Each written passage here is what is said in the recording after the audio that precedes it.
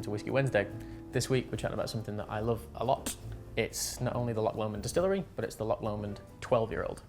Now this is a 46% alcohol single malt, which uses two different types of still to distill its grain. So we use classic copper pot stills and then some Lomond stills. In fact, I'm pretty sure Loch Lomond are the only distillery in Scotland who still use Lomond still for whiskey production. Bruichladdich use one for their botanist gin, but these guys use it solely for whiskey. Now what I love about these folks is they're kind of punk rock. They obey the rules in the way they can in order to sell things under a single malt name, but they also like to experiment quite a bit. They've got pot stills, Lomond stills, Amblick stills, column stills. They make their own grain, their own malt. They can make a single blended whiskey if they want to. And Loch Lomond operates two other distilleries. Bill Peterson, apologies Bill, he runs Loch Lomond and is their master distiller. Michael Henry is in charge at Glen Scotia, and Bill White is in charge at Inchmurrin. And they all just make absolutely remarkable whiskies. This uses bourbon casks, refill casks, and recharged casks, which I'm assumed meaning recharred. And they bring all these wonderful flavours together and they combine East Coast with West Coast, Highland and Lowland styles, and it just does a bit of everything. So we're going to dive in and tell you what it smells like.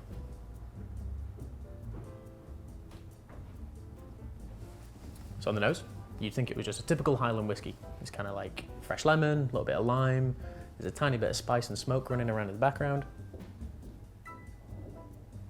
And then because it's bourbon cashews, you get some of those exotic fruit flavours too. There's coconut, there's mango, there's a bit of lime, a bit of kiwi.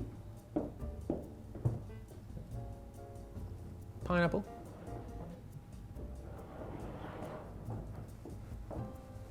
And then you get some more kind of sugary confectionery style things. Toasted almonds, candied almonds, white chocolate, kind of granular caster sugar. Yeah, clean, fresh, a little bit rich, a little bit intrusive. But there's that little bit of smoke running around in the background, which is going to give us some more interesting profiles.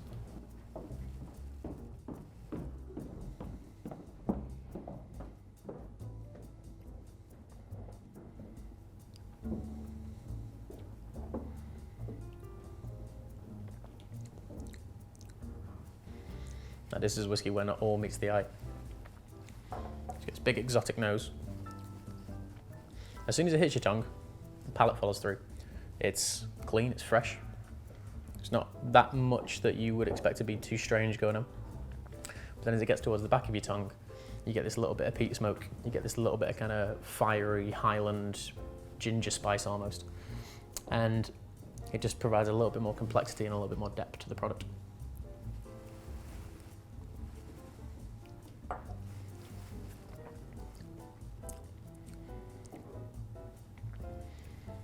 It just does everything, and they're so great because they're not scared of experimentation, they're not scared of age statements, they're not scared of putting non-age statements out.